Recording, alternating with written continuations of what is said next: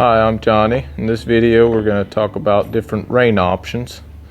So you can see I've got a lot of different options here.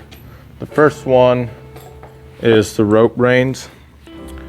This one I call it a McCarty. So it's got the reins attached with a lead.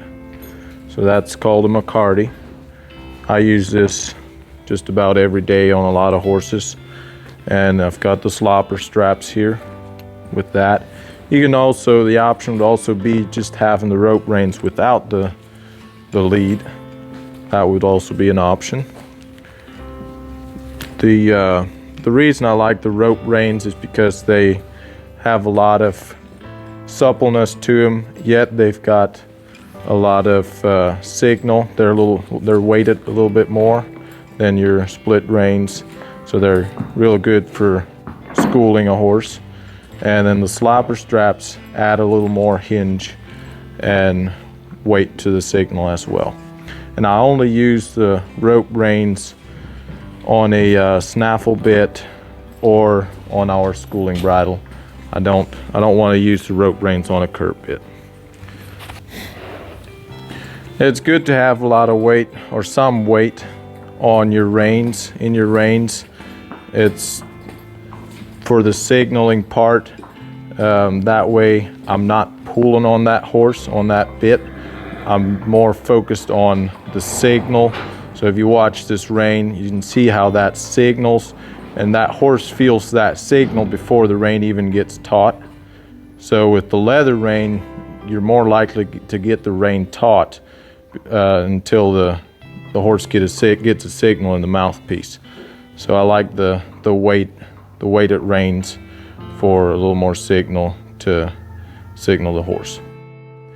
This is a horsehair McCarty. So this material is horsehair. This goes on the hackamore here. They're similar to the rope reins. I typically don't use them on my snaffle bit or any other bridle. I usually just use them on my hackamore. Now I know there's guys that use them on their snaffle bridles, and that's okay. They're a great rein. They've got a little bit of weight and a lot of signal, a lot of feel to them. And I really like the horsehair reins. Now they're a little more prickly than your rope reins, so if you're not a fan of that, you might want to stay away from them. So these are leather split reins, and I use these on curb bits a lot, especially on this kind of curb bit where you've got a little less leverage and the snaffle mouthpiece. The split reins don't have quite the weight as the rope reins do. These ones have weighted ends to keep my ends hanging down. I really like that. I like the width on these. I don't want them wider, but I don't want them much narrower. The way these attach onto the ring is just a little leather strap and then your string with a square knot tied into it. And you can use these on the snaffle bit like I told you earlier, but they won't have quite the signal as the rope reins do. So these are rawhide braided Reins reins. So the rawhide is uncured hide, and they're braided with a core. So the rawhide Reins reins are mostly for one-handed riding, actually strictly for one-handed riding. There's got the reins here. The way I'd ride would be I have my hand here, either grasping it or using my fingers like this, and this stage would mostly be in a 2-rein or just a smaller, milder curb bit. These are 52 inches long, so they're not made to ride with rein chains, so I ride these without the rein chains. I like them for if I want to have reins that look nice and they've got quite a bit of feel to them. And then this is the Reins end of it. So it's got like a leather popper here, and I can use this to help me if I'm moving cattle or something. I can pop it against my leg to move cattle, and even use it as a crop or something for my horse.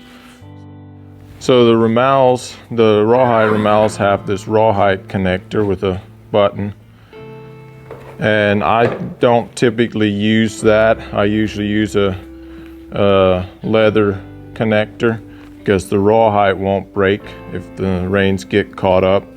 And these can be okay if you're just riding in the arena, but once you get outside, you want something in there that'll break.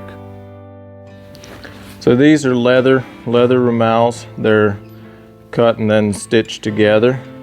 Again, here's the rein part, and here's the Reins part with the popper. I like to use these on most of my bits because they're shorter.